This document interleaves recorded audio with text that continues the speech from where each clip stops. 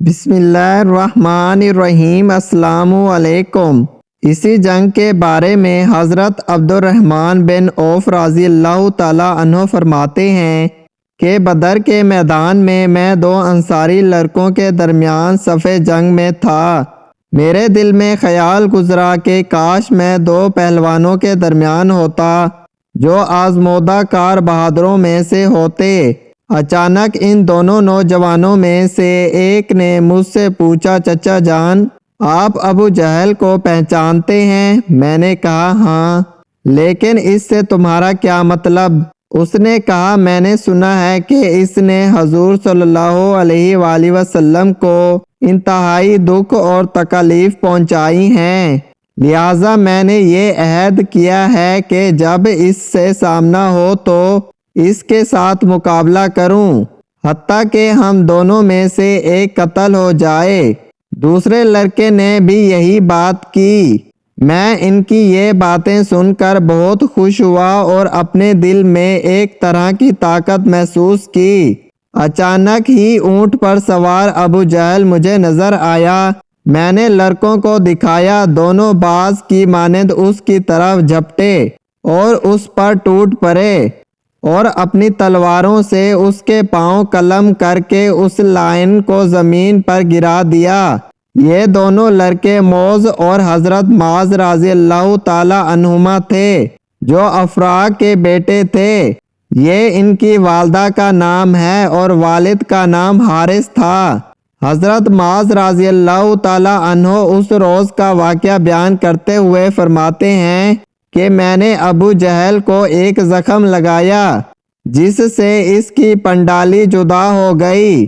اس کا بیٹا اکرمہ جو اس وقت تک اسلام نہیں لائے تھے میرے پیچھے آیا اور ایک تلوار کے وار سے مجھے زخمی کر دیا جس سے میرا ہاتھ میرے کندھے سے کٹ گیا، چنانچہ وہ ہاتھ ایک جانب لٹک گیا اور میں اس کے باوجود جنگ کرتا رہا یہاں تک کہ میں اس ہاتھ سے تنگ آ گیا اور اس ہاتھ کو اپنے دونوں پاؤں سے دبا کر اپنے پہلو سے جدا کر دیا۔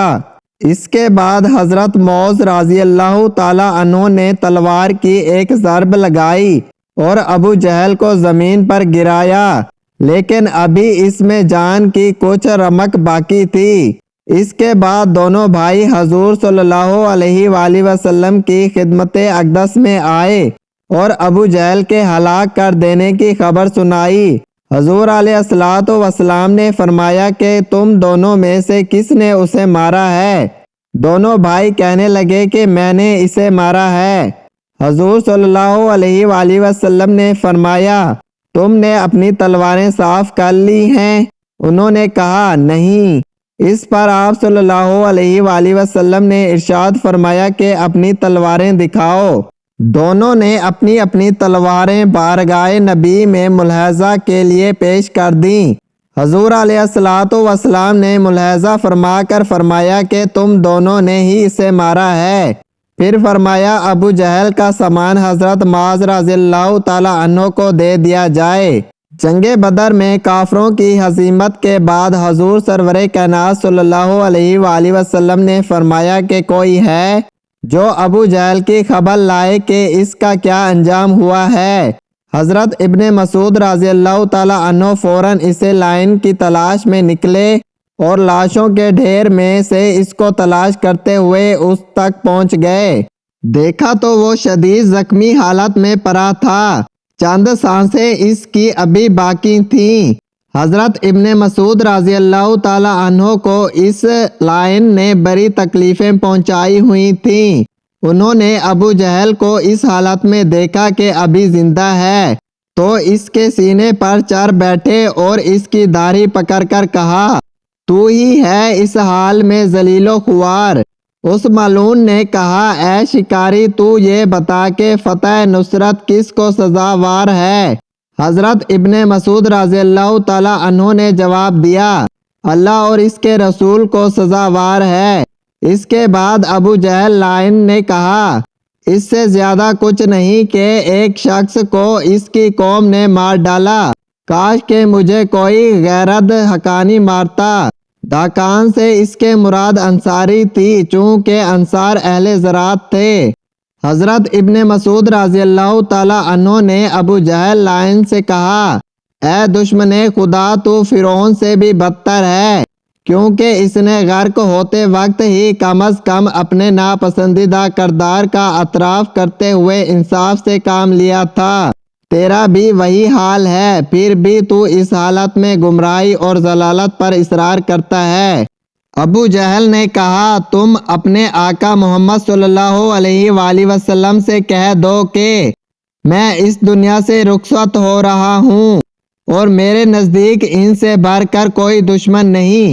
یہ سن کر حضرت عبداللہ بن مسعود رضی اللہ تعالی عنہ نے اپنی تلوار نکالی تاکہ اس ملعون کا سر تن سے جدا کر دیں، مگر تلوار کنندہ ہو چکی تھی، لہٰذا ابو جہل ہی کی تلوار میان سے نکالی اور اس کا سر تن سے جدا کر دیا اور حضور علیہ السلام کی خدمت اقدس میں لائے اور عرض کی، یا رسول اللہ صلی اللہ علیہ وآلہ وسلم، یہ دشمن خدا ابو جہل کا سر ہے۔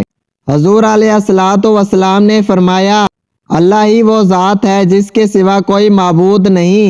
ایک روایت میں ہے کہ آپ صلی اللہ علیہ وآلہ وسلم نے فرمایا، اللہ تعالیٰ ہی تمام تعریفوں کا مستحق ہے جس نے تجھے ذلیل و خوار کیا، اے دشمن خدا۔